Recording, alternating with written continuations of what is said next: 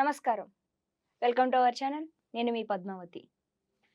July నెల 16వ తేదీ నుంచి 31వ తేదీ వరకు 12 రాసుల వారికి ఏ విధంగా ఉంటుంది అనేది మనం ఇప్పుడు గురువుగారు ప్రముఖ జ్యోతిష్యులు బ్రహ్మశ్రీ నందిబట్ల శ్రీహరి శర్మ గారు మనతో పాటే ఉన్నారు. ఆయనతో మాట్లాడి ఈ 12 రాసుల వారికి ఏ విధంగా ఉండబోతుంది అనేది మనం తెలుసుకునే ప్రయత్నం అయితే చేద్దాం.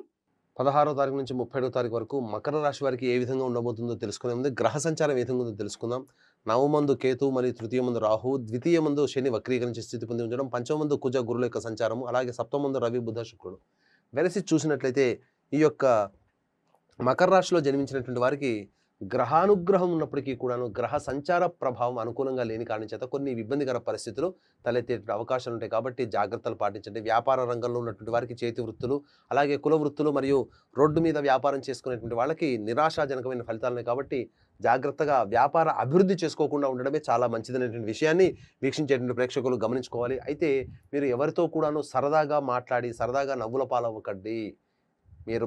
మీకు సరదా ఉండవచ్చు, కానీ ఎదుటి వాళ్ళకి మాత్రం మీ యొక్క గ్రహ సంచారం అనుకూలంగా లేని కారణం చేత ఎదుటి వారికి అది మీరు టీస్ చేస్తున్నట్టుగా కనబడుతుంది. కాబట్టి మీ బంధువర్గంలోనే, మీ స్నేహ వర్గంలోనే మీకు విరోధులు తలెత్తే అవకాశం. కాబట్టి ఎప్పుడు కూడాను మజాక్ అనేది ఆడకండి, జాగ్రత్తలు పాటించండి.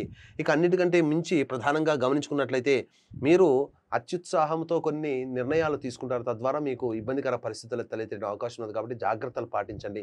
ఏ నిర్ణయం అయినప్పటికీ కూడాను పెద్దల యొక్క సహాయ సహకారాలు, సలహాలు, సూచనలు పాటించినట్లయితే మీకు వచ్చేటువంటి కష్టంలో చాలా మటుకు తగ్గుతాయని చెప్పవచ్చు.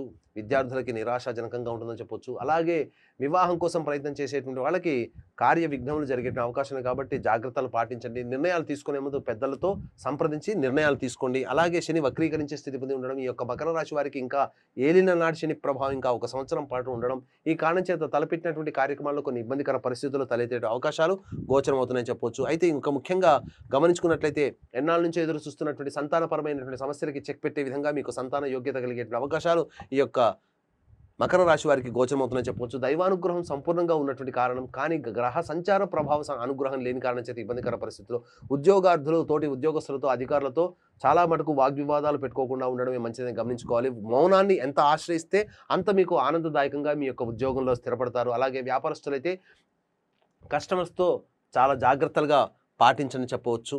అలాగే ముఖ్యంగా గమనించుకున్నట్లయితే ఈ యొక్క ప్రతి వ్యక్తికి కూడాను సమస్యలు అనేటువంటివి డబ్బుతోనే వస్తాయి. కాబట్టి డబ్బుతోనే సమస్యలు తీరుతాయి. కాబట్టి ఈ యొక్క మకర రాశి వారికి 16 నుంచి 30 తారీఖు వరకు ఏ రోజుల్లో ధన ఆదాయం బాగా ఉంటుందో, ఏ రోజుల్లో ధన ఖర్చులు అధికంగా ఉంటాయో తెలుసుకుందాం. ముఖ్యంగా గమనించుకున్నట్లయితే ఇక 16వ తారీఖు రోజున మీరు చేస్తున్నటువంటి వృత్తి ఉద్యోగంలో మీ యొక్క పేరు మారుమోగిపోతుంది. తద్వారా మీకు ఆనందదాయకమైనటువంటి పరిస్థితులు ఉంటాయి.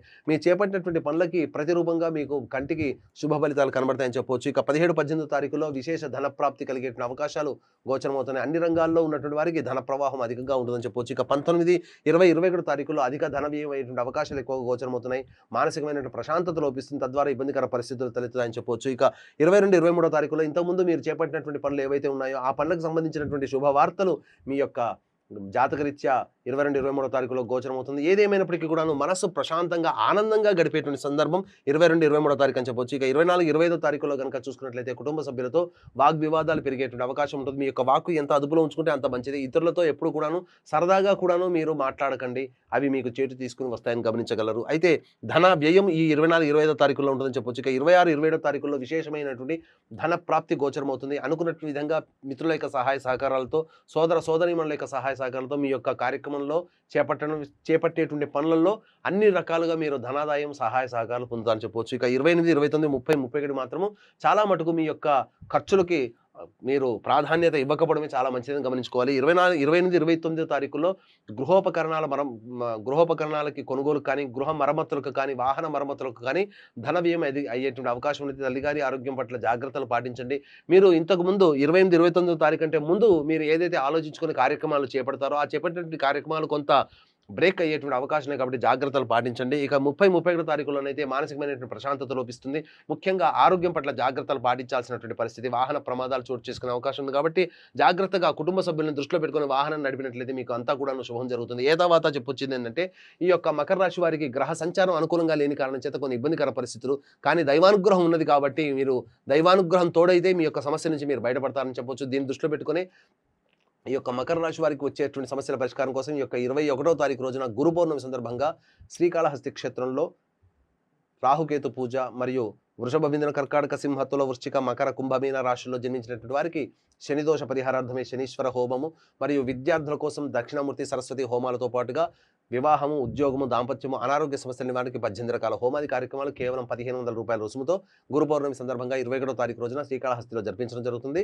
అలాగే సంవత్సరం పొడుగుతా ఒక్కొక్క క్షేత్రంలో మా పీఠం ఆధ్వర్యంలో వివాహాదికి సంబంధించినటువంటి అనేక రకాలైనటువంటి దోషాల నివారణకి కార్యక్రమాలకి హోమాలు జరపబడుతున్నాయి. కాబట్టి అవకాశం ఉన్న వాళ్ళు కార్యక్రమ తదనంతరం కాంటాక్ట్ చేసి పూర్తి వివరాలు తెలుసుకోవచ్చు. అలాగే ఈ యొక్క మకర రాశి వారికి సంబంధించి సమస్యలు వచ్చినప్పుడు రావి చెట్టు చుట్టూ శివాయ నమః అంటూ 27 సార్లు ప్రదక్షిణ చేసి ఉత్తరం వైపున కూర్చొని శివ అష్టోత్తరం 3 సార్లు పారాయణం చేసి నవగ్రహాల దగ్గరకు వచ్చి శనేశ్వరుడికి అభిషేకము జరిపించి శివాలయంలో అర్చన జరిపించండి. ఈ విధంగా ఒక 5 రోజుల పాటు చేయండి. తప్పకుండా మీకున్నటువంటి సమస్యలన్నీ కూడా పరిష్కారం అవుతాయి. అయినప్పటికీ కూడా ఈ యొక్క చిన్న పరిహారం పాటించినప్పటికీ కూడా మీ సమస్యల పరిష్కారం కాకపోతే మీ జాతకంలో ఏదైనా లోపం ఉన్నట్టు కారణం. కాబట్టి మీరు దగ్గరలోని మంచి ఉపాసనాపరులైనటువంటి జ్యోతిషులను సంప్రదించి మీ యొక్క సమస్యలకి తగు పరిష్కారం పొందగలరు. గురువుగారు చాలా చక్కగా వివరించారు. గురువుగారు చెప్పిన విధంగా ఈ నియమ నిబంధనలు పాటించడం వల్ల మీకు మంచి చేకూరుతుంది. అలాగే ఈ పనులు చేయడం వల్ల మీరు చేసే ప్రతి పనులను విజయోస్తు కలుగుతుందని మేము కూడా మనస్ఫూర్తిగా కోరుకుంటున్నాము.